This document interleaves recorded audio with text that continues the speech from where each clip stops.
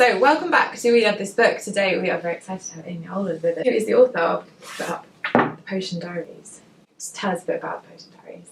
Okay, well, the Potion Diaries is my kind of YA contemporary but fantasy novel. I took inspiration from all different parts of my life. The main one was, I guess, my love of travel. Okay. So I really wanted to write a book where it was set in a fantasy world, but where a character would get to explore different parts of the world. So I often find that, I wrote two fantasy novels under the name Amy McCulloch, my maiden name, and that was sort of a more traditional epic fantasy where, because the characters can only walk places or maybe ride a horse, they can't really go very far and explore their world. But in the Potion Diaries, I wanted to make something that was a bit more modern, but still set in a secondary fantasy world. That was probably my favourite thing about it. I loved just getting to see all these different kind of areas that you created, and I also really enjoyed all the kind of, obviously the types of potions are a key part. It was a lot of fun to read. Do you enjoy like putting together those kind of elements? The initial inspiration actually came from a tweet. Someone posted a word of the day called filtre, P-H-I-L-T-R-E, which is the Old English word for love potion. Okay.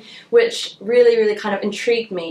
And then in terms of ingredients, I actually went on a trip with my parents to China, which is where my mum is from. My mum is Shanghainese, and we went to a pearl factory, and they were talking about how pearls were sort of the key symbol of love and marriage, and a lot of Chinese brides wear pearls on their wedding day. And I was thinking, wow, that would be like such a cool ingredient for a love potion. And I'd already sort of seen this tweet, and that kind of ideas about love potions were kind of swirling my mind. I thought, well, what else would be an ingredient in a love potion? What's fun as well is that there's obviously all this magic and fantasy going on, but it's actually set in like a version of our world, and they have like tablets and stuff like that. How did you kind of balance those two things, which could potentially have been quite jarring? I mean, I guess that I was always one of those kids, and now grown-ups, that were kind of sitting around waiting for my letter to Hogwarts.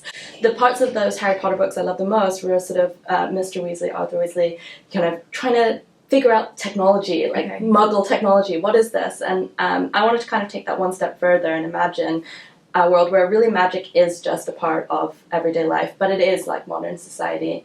Right, so I want to talk about your heroine, Sam. Yes. So when you are kind of creating your lead characters, what do you think about, what's important to you for a heroine to kind of have? Yeah, well, I guess Sam kind of came really organically. She's really different from any other character that I've written. What I hope people will connect with her about is that although she is really kind of in that kick-ass heroine tradition, she's also, she's not kind of the most physically brilliant, she's not like a superstar archer or an amazing athlete or anything, but she's got a great mind. She's also doesn't know what to do with it. She is torn between following in her family's traditions and becoming a kind of traditional alchemist, or maybe tackling something new. And I think that's kind of something that a lot of kind of teenagers deal with. They're kind of unsure how to use their passions, whether to follow, something that they're good at or something that's more likely to make money. There's a lot of adventure in the book, but Sam is not a natural adventurer. She doesn't, launch herself into danger freely. And I think sometimes when I'm reading YA heroines and they're sort of throwing themselves into the fire, literally, I'm always like, wow, they're so brave. But I think there's another layer of bravery, which is where you're really doing something that makes you uncomfortable and kind of pushing your boundaries.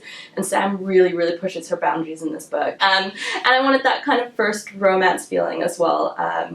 And, to be torn between, wanting to kind of impress the cute guy, but also knowing that you have a job to do, and she wants to kind of prove things to herself and not to anybody else. And you touched on the romance. Do you find it easy or fun to write romance, or is that does that come naturally? Oh, no, I have to say it doesn't come naturally. Definitely writing the adventure and the fantasy and the fun and the friendship part comes a lot more easy to me. But with Zane, I had a lot of fun because he comes across Sam, who, is everything that he wants to be too. She's got a great brain, she's definitely really brave, and he really admires that. They're not necessarily kind of true loves forever. I didn't want them to be kind of bonded or what's the word, like mated, I guess. I don't know. I didn't want them to be like fated for each other. That's the word. I didn't want them to be like, them to be two kind of star-crossed lovers and fated. Sure. I wanted it to be more natural. Like, you meet somebody, you don't know if they're the one straight away. And what's next? Are we going to see more from Sam? Yes, there's definitely going to be more from Sam. I'm working on Potion Diaries book 2. Okay. There's 3 books in the Potion Diaries series at the moment, and so hopefully they will all kind of stand on their own. Okay. But they're each going to focus around a different kind of potion. So Love Potion in the Potion Diaries book 1, and in Potion Diaries book 2, it focuses more on her grandfather. He ends up getting part of his memory taken away. And so Sam needs to find the Aqua Vitae, which is the water of life. Right, so that's the Potion Diaries. Yes. I'm going to grab my bit of paper. Yeah, no problem. I'm going to ask you just some quick fire questions. Okay, sounds good. What is your favourite classic children's book? I'd have to say The Secret Garden.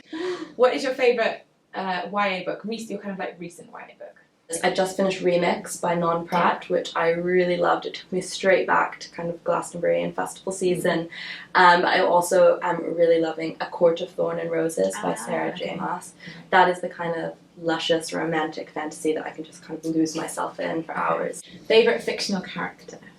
Lyra from Golden Compass series. Okay, excellent choice. Absolutely. Okay. Where is my Damon? This is my question. I really want one. What would your Damon be? I'm trying to think about this. So my kind of spirit animal, I guess, is tigers. I would think it's kind of presumptuous to say that my Damon would be a tiger because that would probably indicate that I was some, like, I don't know, super strong dictator or something. But maybe baby tiger. Okay. Do you have a pet hate in books, in fiction specifically? I do. My pet hate is when I read in fiction the words "little did they know." I know. So I like to be surprised. I don't like it when plots are like, little did they know around the corner was, the monster, and then the characters are still clueless. Okay. I like to be as clueless as the characters, right the way through. Thank you very much to Amy for coming in to talk about the Potion Diaries, which is out on the 2nd of July. 2nd of July, yeah. No, thank you so much for having me, Anne. It was great. You're very welcome. If you want to find out more about Potion Diaries, then Amy's really happy for you to send her a tweet. She's at Amy_Alward on Twitter. So get in touch and let us know what you make of the book. Okay, thanks guys. Bye.